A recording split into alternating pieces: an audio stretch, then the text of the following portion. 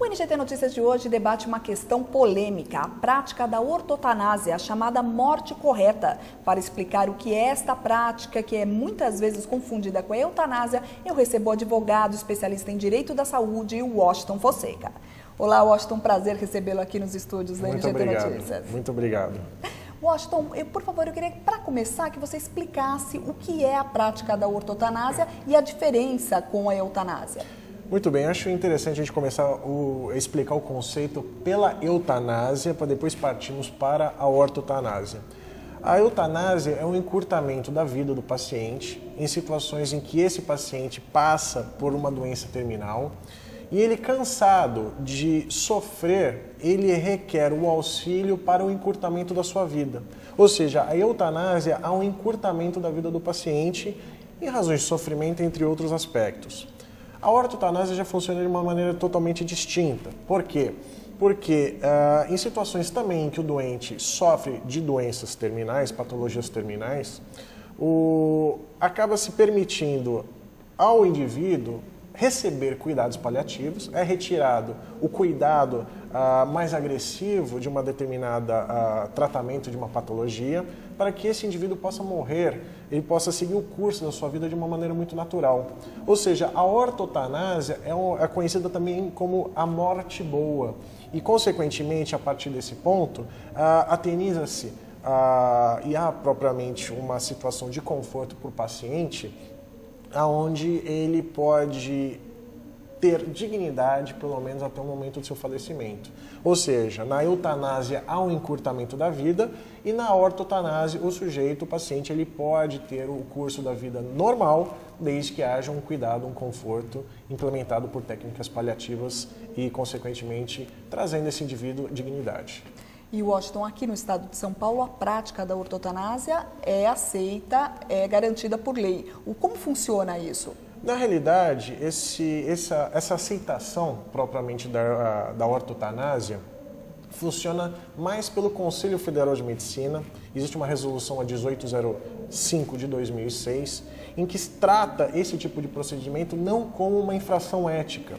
Porém, em termos legais, o médico muitas vezes se encontra numa berlinda. E qual seria essa berlinda? Em que há problemas, esbarramos em circunstâncias legislativas, problemas na lei, onde o médico pode ser processado desde uma situação que vai desde uma omissão de socorro, como propriamente até responder processo por homicídio, ou seja, no linguajar popular, o assassinato. E é verdade, Washington, eu queria que você explicasse alguma situação para o telespectador poder entender algum caso que você já tenha pegado de algum paciente que tenha brigado com algum médico e como funciona também a parte da família, né, a parte familiar nesses casos. A parte familiar é muito importante. Por quê? Porque muitas vezes a família traz um peso decisivo na condução do tratamento do doente. Seja numa situação onde ele não consegue externar a sua vontade, seja também por influência implementar um melhor cuidado para esse paciente, mesmo que haja uma eventual interferência. O que acontece em situações muito comuns é a prática da ortotanásia.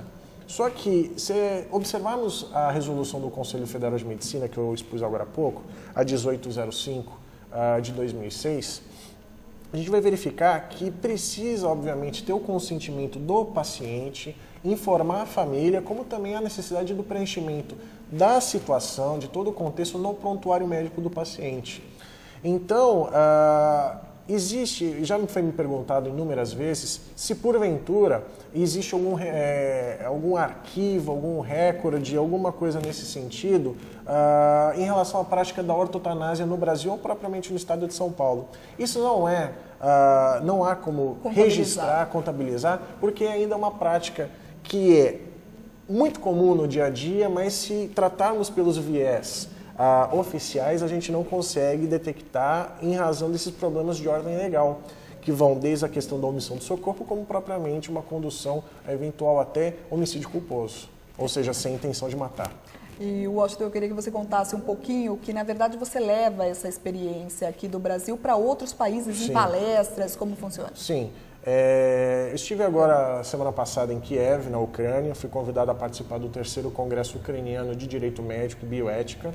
E também, por conta desse congresso, fui convidado aí a Israel, agora em setembro, num congresso da Unesco, justamente debater essa questão da ortotanásia e da eutanásia. Você leva a experiência do Brasil para esses países, para lá fora? Não só do Brasil, mas da América do Sul também. Por quê? Porque existem situações onde a eutanásia ela acaba sendo abrandada, por exemplo, no Uruguai e na Colômbia, onde existem dispositivos no Código Penal uruguaio, onde a eutanásia acaba sendo autorizada, e também na Colômbia, por questões jurisprudenciais, ou seja, construções dos tribunais, onde o sujeito que auxilia um paciente a praticar a eutanásia acaba tendo a sua situação criminal abrandada, desde que seja comprovada a concordância do paciente na prática desse procedimento.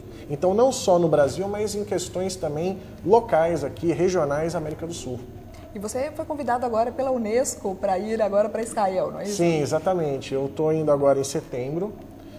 Eu vou comparecer num congresso de bioética da Unesco, um dos congressos mais importantes que se tem, organizado pelas Nações Unidas, para discussões não só relacionadas ao tema, mas com outros pontos relacionados à bioética. Ou seja, é um congresso bastante relevante e eu posso dizer que eu estou honrado pelo convite, porque são poucos os brasileiros que participam de eventos como esse. Bacana, Washington, queria muito agradecer a sua presença e, por favor, deixe o seu contato aí para o telespectador que quiser saber mais informações sobre a ortotanásia. Claro.